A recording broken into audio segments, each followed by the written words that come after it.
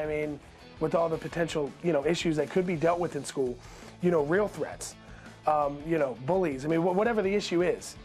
I mean, it's a pastry, How about that? That's a dad whose kid was suspended over a Pop-Tart gun. Yeah, and here it is. I'm armed and dangerous with a Pop-Tart gun. But there's more to the story, and we're going to get your take on this.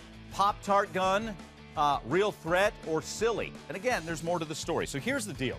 Josh Welch is the kid's name. He's 7 at the time. This happened in 2013. He chews his way through it. And our producer, Kurt, by the way, let's show the video, guys, of Kurt. He'll do anything for television.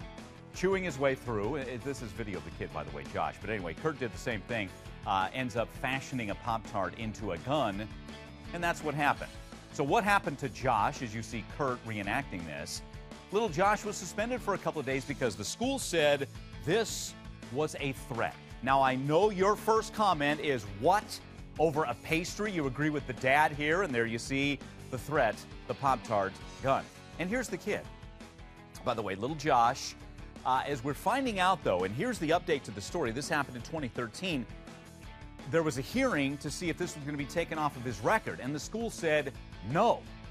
And they were armed with a 30-page document basically laying out there that this Pop-Tart gun was not the only contributing factor. So we'll take your calls on this in just a little bit as you see some of the documentation there. And joining us, an expert, Shannon Flannery. He's a principal from Stowell Elementary School, and just told me these are the kind of cases you follow here. So you know, a lot of viewers are going, this is ridiculous, sure that there's no way a school should be suspending a kid over this, the Pop-Tart gun. All right. What's your answer, my friend? Well, you know what? As I said before, I've followed not only this story, but many others very likely. Sometimes, and here's the other side of this, Mike, quite often school district policies do take away a certain degree of autonomy that local school administrators have. As I look at that, I'm thinking about, wow, this is a kid with a lot of creativity, needs to be involved in a digital media arts program or something to that extent. But keep in mind, there has to be more to the story than we are privy to. Quite often, if a school district is refusing to take that off of a child's record for something that is embedded in such minutia, there is something more to it. You can't get your eyes off that gun. No, I can't get my eyes on it. And by the way, your producer didn't do a very good job of his gun. He's going to have to absolutely. But I'm thinking just like everyone else.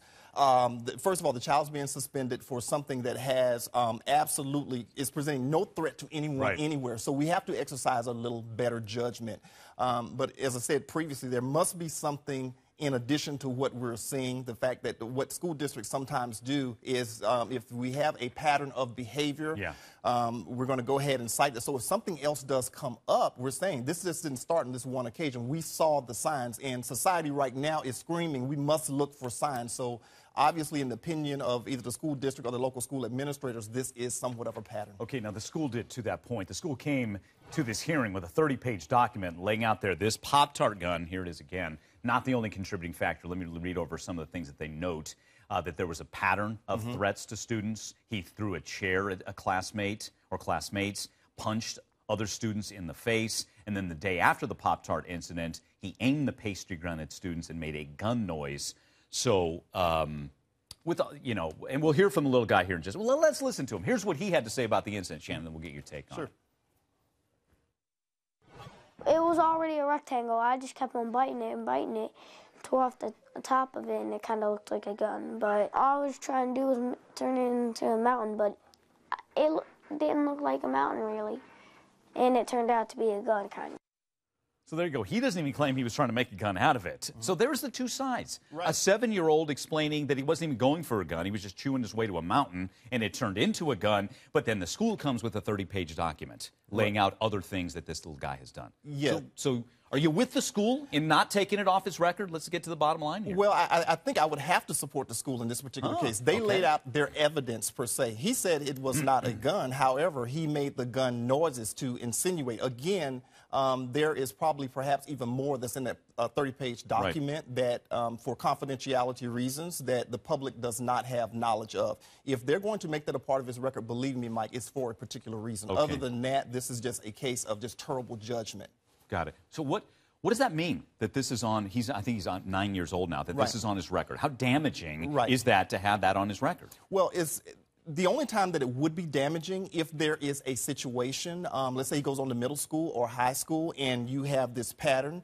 Other than that, the school records are not open for public inspection. It just means these are the occurrences that happen in school. So if this child never has any other occurrence, then so what is something that the records are going to be closed? School records do not normally follow students into society unless there are court orders or something that happens into society and there's a legal reason to go back and follow the trend into the public school records. So other than that, absolutely none. Okay, because a lot of people will hear this, and we'll take calls here in just a little bit. Shannon, I think you're going to hang around for that. People think this is a zero tolerance, zero common sense thing. It's a Pop-Tart gun.